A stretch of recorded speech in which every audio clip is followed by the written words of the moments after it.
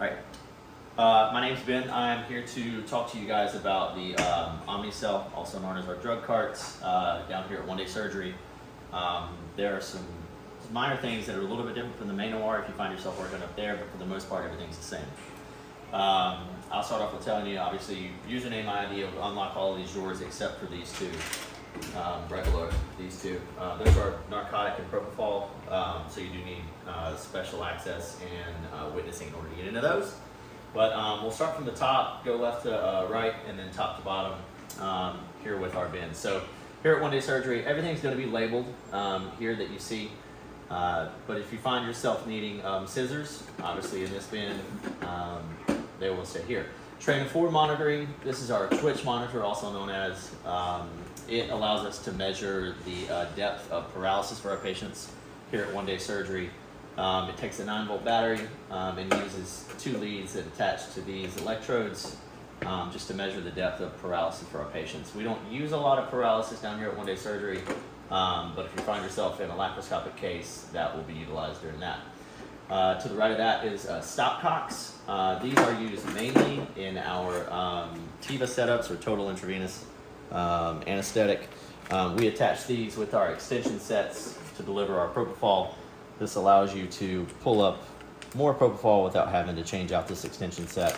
But you'll utilize those during what's called a TIVA. To the right of that are our needles, and more specifically, these are our filter needles.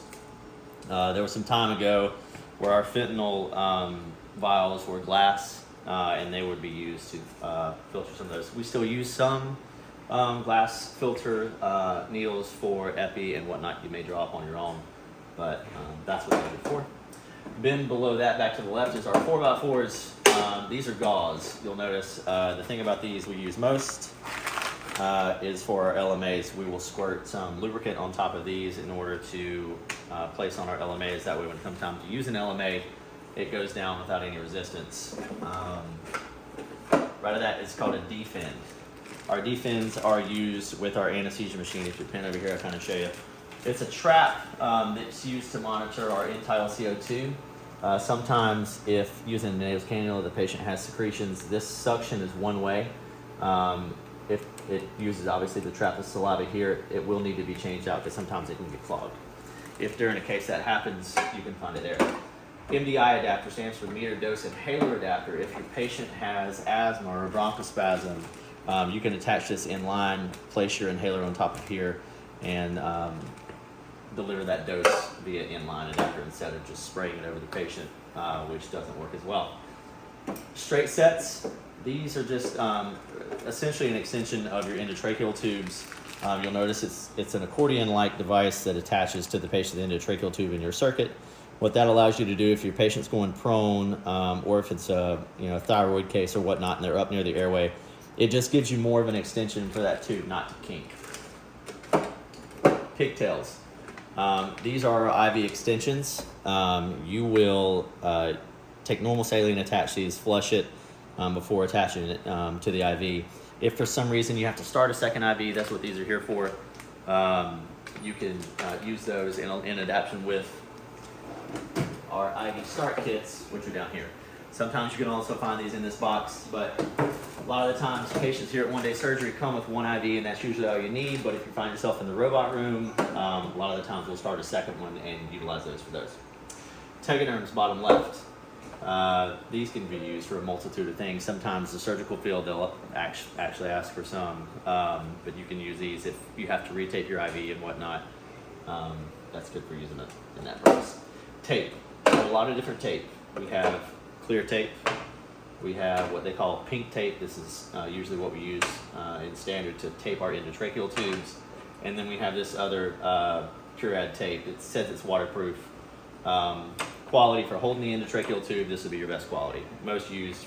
And then for taping the eyes, our clear tape would be most used for that. You can use them all to tape the endotracheal tube. It's really just preference. Everybody kind of has a little bit different opinion on those, but those are mostly used for your endotracheal tubes. Your eye guards. You can use that clear tape for your, to tape your eyes closed after induction, or you can use these. These are probably most popular down here from a convenience standpoint. They have these little blue tabs. you can pull in place, makes it real quick and easy.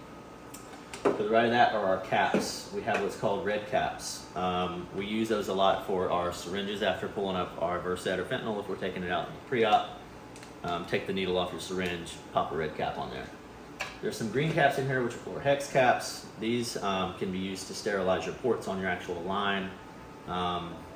They don't get utilized that much down here just because our cases are quick. These patients are not going to be admitted to the hospital and keep those IVs for very long. To the right, alcohol wipes. Obviously, self-explanatory. You can use these to scrub the hub, clean, injection sites if you, for some reason, give an intramuscular shot. Those are always there in stocks and used for those. Going to start top to down in the Omnicell. Top drawer is mostly just our case drawer, is what we call it. You'll see here as an example kind of some of the drugs we use to sit out on top. We draw up, we'll place them here from case to case. We also keep an antibiotic flagell. That's a newer thing we're doing here in relation to some of these GYN surgeries that we do a lot. They have added this as a standard antibiotic for those cases. Top right is your saline flushes. Again, you can use those with your straight sets if you're starting a new IV or if you're just flushing your line. We keep those here. Below that is phenylephrine, a vasoactive drug that we use to help support blood pressure. Obviously, anesthesia causes them to drop in blood pressure a lot of the times. A lot of our patients, we use that as one vasoactive drug to help support it. And then we recently started keeping Precedex in these small 20 mic syringes. It comes in a 4 microgram per cc concentration. So that's a great drug that we use here. Drawer below that. A lot of this is ancillary anesthesia support medication, antiemetics, such as Decadron, Zofran, Pepsid. You'll find a lot of that. We have some vasoactive drugs in here as well, such as ephedrine, antibiotics, and paralytics. Paralytics, you'll notice, are all orange, and they all have a warning on them allowing you to know that that is a paralytic agent. So that you don't accidentally, for some reason, draw it up or thinking that it's something else. Emergency drugs are going to be found in the left side of this drawer. You have epi, atropine, and then calcium chloride up here, and then also your D50 injection. Lubricant for LMAs you'll find in this drawer as well. It's in a big blue tube. Again, like I said, along with the gauze, it helps the LMA kind of slide in without any resistance, and that's really what you probably use that for most of the time. LTAs, which is a local anesthetic that we use if we're not going to use paralysis and we have an endotracheal tube. This helps a lot with coughing during the case. It essentially numbs the airway enough to where the patient having a stimulating endotracheal tube in there will not recognize that as they're asleep under anesthesia. Allowing them not to cough as much if they were to. Some of the other drugs you'll find, we keep labetalol, albuterol, esmolol, some reversal drugs such as flumazenil, and just a multitude of things. These are not controlled substances, any of these drugs in particular. So you do not have to have a witness or anything if you use any of these drugs and you need to waste. Below that, these two drawers that are locked, our top drawer is where you will find Versed and fentanyl, remifentanil if you use that. Below that, propofol, ketamine in that second drawer. So you do have to have special access in order to get that out. Below that, this drawer, all of our syringes. We carry syringes from 1 cc all the way up to 50 cc's. I would say in your smaller pediatric patients, you'll notice find your doses are a lot smaller, so people prefer to use the smaller 1 cc syringes and the 3 cc, but typical adult setup includes a lot of the 3 cc, 5 cc, and then your 20 cc's. It really just depends on your doses and what you're pulling up. These are all, the red needles are blunt tip needles. They are still sharp, so be careful, but they're less likely to get your fingertips in the event of an accident. We also carry 18 gauge needles. Both of these are 18 gauge. They allow you to pull up your drugs pretty easily. Under that drawer is all of our airway equipment when it comes to direct laryngoscopy and oral airways. Left side of this bin, we have popsicle sticks, we call it to them, tongue depressors, whichever name you prefer. Oral airways, anywhere from 80s to 90s to 100s. You know, I would say that adolescents to female to large male, and then your nasal airways are going to be green. These are a little less common to use, but if someone has severe sleep apnea, but they're also somewhat awake, make sure you lubricate these things before putting them in a patient. It's a dry rubber. That lubricant that I told you about in the second drawer will help that kind of slide in without creating any kind of trauma to the nasopharynx. In the middle of this drawer, we have a blade and a handle. This is our traditional metal airway instrumentation device.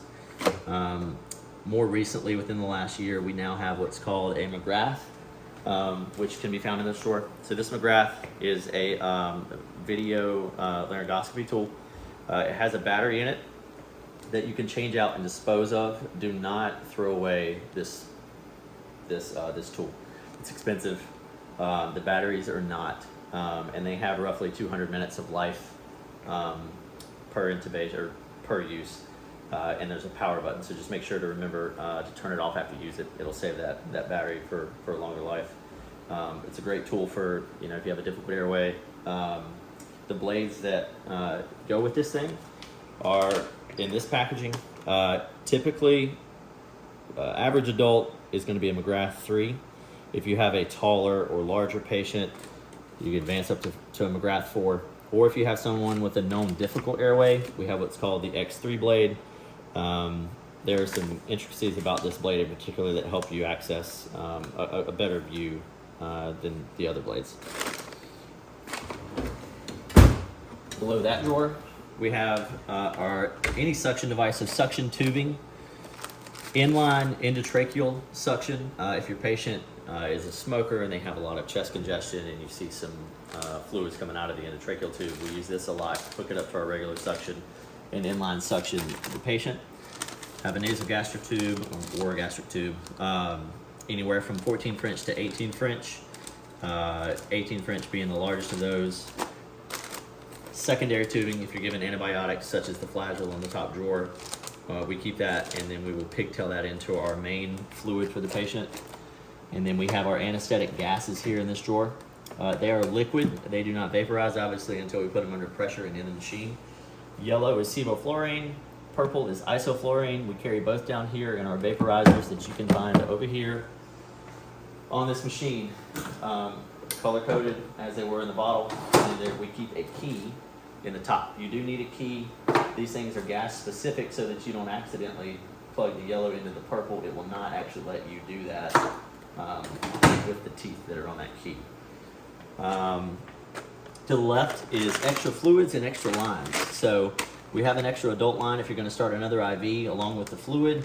And then we have smaller fluid bags if you have smaller patients, or if you're using this normal saline to reconstitute, whether it be an antibiotic for the patient during the case. Last drawer down here is where we keep the actual airway device. So LMAs, which is a laryngeal mask airway. 3s for small adults, 4 for average size adults, and then 5s for your larger adults. You'll see on these packages they have a weight recommendation, 30 to 50K for 3, a 50 to 70 kilogram for 4, and a 70 to 100 for a 5. On average, just about everybody that you're going to take care of will be a 4. There are some instances where you get these larger patients with a bigger mouth, bigger airway, and a 5 works great. Endotracheal tubes. We carry anywhere from a 4.5 for kids, I think it even goes lower than that, to a 3, all the way up to an 8 for adults. On average, down here, we use what's called, or what is a 7.0 endotracheal tube. They recommend, 7s for females, 8 for males. There's been some research out there and doctors that argue that the smaller the tube, the better, within reason. So that's why I say on average about a 7.0 tube. If you draw that up and it's sitting out, you're not going to get any kind of flack about that.